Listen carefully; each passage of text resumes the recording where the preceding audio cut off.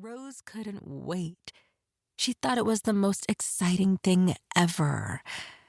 Meanwhile, Cora was beginning to understand that ever reset for Rose anytime anything exciting happened. Yikes! Ariel frowned. At least your hair looks cool.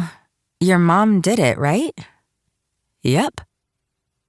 Box braids were her favorite hairstyle.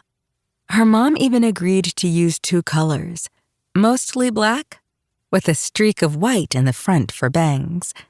She looked like Rogue from X-Men, her favorite comic character of all time.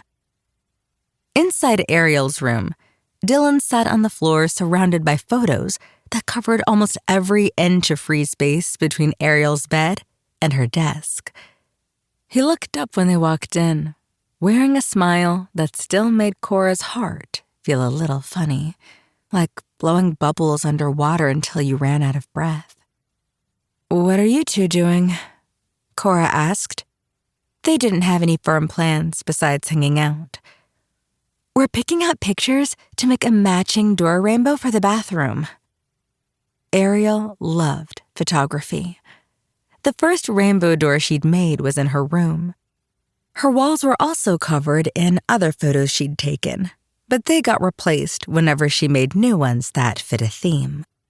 Right now, she was into nighttime shots, star constellations, foggy skies, and illuminated cityscapes. "Won't the pictures get messed up from shower steam?" Cora asked. "We're going to laminate them first," Ariel said as she sat down. "Come help." Cora sat on Dylan's other side. They'd already finished the rows for blue, indigo, and green. All the other colors were surprisingly spotty and missing huge chunks. "I think I need to start taking more targeted pictures," Ariel said to Cora. "Trying to make it work from my backstock isn't working. I've used all the best ones already." "You could try making a different rainbow," Cora suggested. "Don't get me wrong, I obviously think Roy G. Biv is elite, but maybe a gradient would be better? You have a lot of blue tones." "Yeah, maybe." Ariel scrunched her nose as she considered it before turning to Dylan.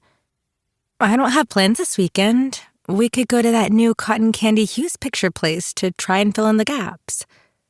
Dylan smiled again. "Sounds good to me." Cora concentrated on the photos, keeping her head down. After she had completed her nearly impossible red letter challenge in the first, matching Dylan and Ariel together, she wasn't sure how she'd still fit in with them. Things were both the same and different with Dylan. He still texted her all the time, but didn't call her at night anymore. They ate lunch together every day at school, but he spent his weekends hanging out with Ariel. Whenever it was the 3 of them, they almost always went to Ariel's house for dinner. They both made time for her and did things without her. They probably didn't invite her to their weekend plans because she'd be at camp. She wouldn't be able to see or talk to her friends again until it was over. Council orders. No phones, tablets, or computers until free time in the evenings when they could only be used for studying.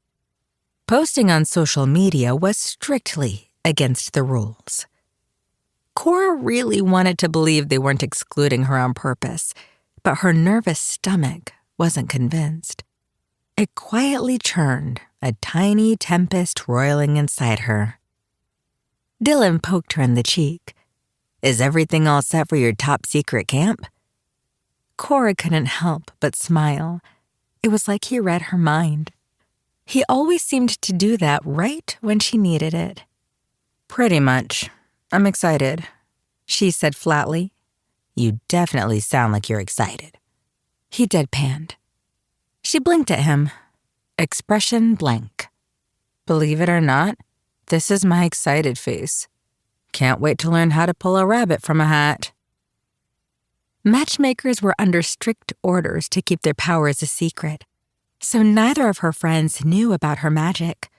Cora had told them that Hotel Coeurs had been selected to host a mysterious and prestigious stage magic.